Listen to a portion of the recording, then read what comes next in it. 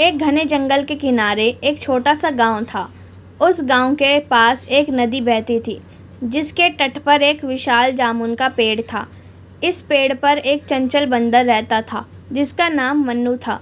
मन्नू की ज़िंदगी हंसी मजाक और जामुन खाने में बीतती थी।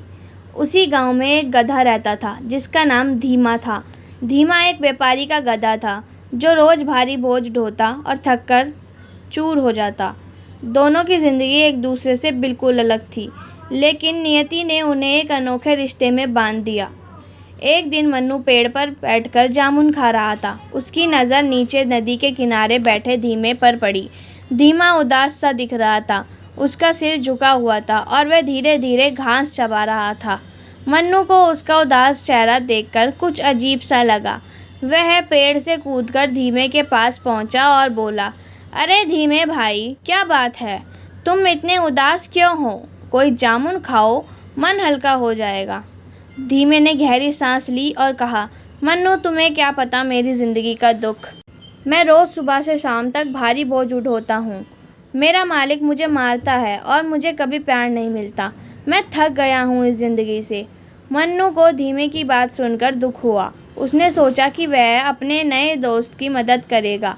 उस दिन से मन्नू रोज़ धीमे के पास आता। कभी वह उसके लिए जामुन लाता, तो कभी मज़ेदार कहानियाँ सुनाकर उसे हंसाता।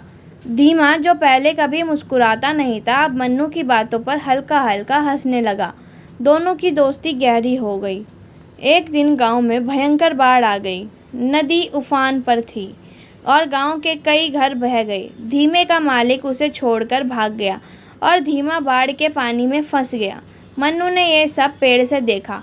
उसका दिल जोर जोर से धड़कने लगा। वह जानता था कि धीमा तैरना नहीं जानता। बिना देर किए मन्नू ने पेड़ की टहनियों और लताओं से एक मजबूत रस्सी बनाई और नदी के किनारे पहुंचा। धीमा, हिम्मत मत हारना, मैं तुम्हें बचाऊंगा, मन्नू चिल्लाया। उसने रस्सी को धीमे की ओर फेंका और उसे पकड़ने को कहा। धीमा डर रहा था, लेकिन मन्नू की आवाज़ में उसे भरोसा मिला। उसने रस्सी पकड़ी और मन्नू ने पूरी ताकत लगाकर उसे खींच लिया। आखिरकार धीमा सुरक्षित किनारे पर आ गया। बाढ़ के बाद धीमे का मालिक उसे फिर से ले गया, लेकिन अब धीमा पहले जैसा उदास नहीं था। मन्नू की दोस्ती ने उसे जीने की नई उम्मीद दी थी। मन्नू भी समझ गया था कि ज़िंदगी सिर्फ हंसी मजाक नहीं, बल्कि दूसरों के दुख को समझना और उनकी मदद करना भी है। एक दिन जब धीमा फिर से बोझ ढो रहा था, मन्नू उसके पास आया और बोला, धीमा, तुम अब अकेले नहीं हो, मैं हमेशा तुम्हारे साथ हूँ। धीमे की आंखों में आंसू छलक आए। उसने कहा, मन्नू, तुमने मुझे सिर्फ बाढ़ से नहीं, मेरे अंदर की उदासी से भी बचाया है। इस कहानी से हमें यह सीख मिलती है कि सच्ची दोस्ती वह है जो मुश्किल समय के साथ दे और एक दूसरे को हिम्मत और प्यार दे। छोटा हो या बड़ा, हर इंसान या जीव का दिल बड़ा हो सकता है अगर उसमें दूसरों के लिए करुणा हो। धन्यवाद। कि एक वृद्ध विधवा जो अपने भतीजे लाला बुद्धिराम के घर में रहती है। बूढ़ी काकी की उम्र बहुत हो चुकी है। उनके दांत टूट चुके हैं और उन्हें ठीक से सुनाई और दिखाई भी नहीं देता। वह शारीरिक रूप से कमज़ोर है और परिवार में सभी के लिए बोझ बन चुकी है।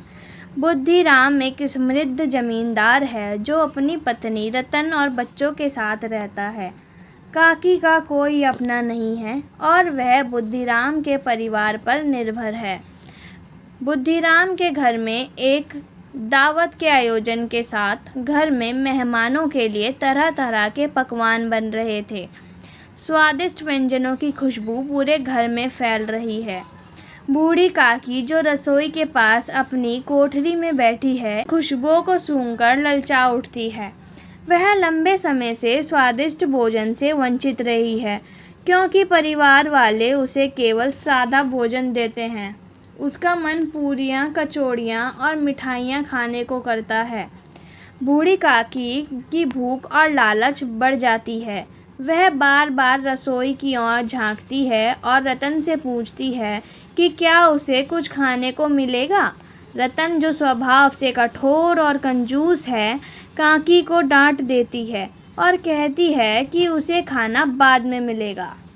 काकी की हालत दयनीय है, लेकिन कोई उसकी भावनाओं को नहीं समझता। वह चुपके से रसोई में जाती है और एक थाली में कुछ पूरियाँ और मिठाइयाँ ले लेती है। जब रतन को पता चलता है कि काकी ने चुपके से खाना लिया, वह गुस्से से आग बबूला हो जाती है। वह काकी को अपमानित करती है, बूढ़ी और चोर कहकर ताने मारती है। बुद्धिराम भी अपनी पत्नी का साथ देता है और काकी को डांटता है। मेहमानों के सामने काकी का अपमान होता है और वह अपनी कोठरी में जाकर रोने लगती है। उसकी भूख और लालसा अब शर्मिंदगी और दुख में बदल जाती है। बुद्धिराम का छोटा बेटा लालू, जो काकी से प्रेम करता है, यह सब देखकर दुखी होता है। वह चुपके से काकी के लिए कुछ खाना लाता है और उन्हें प्यार से खाने को देता है।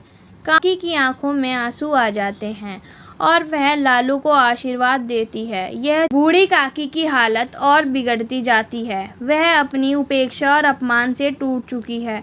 कुछ समय बाद उसकी मृत्यु हो जाती है। बुद्धिराम और रतन को उसकी मृत्यु पर कोई खास पछतावा नहीं होता, लेकिन लालू का मन काकी के लिए दुख से भर जाता है।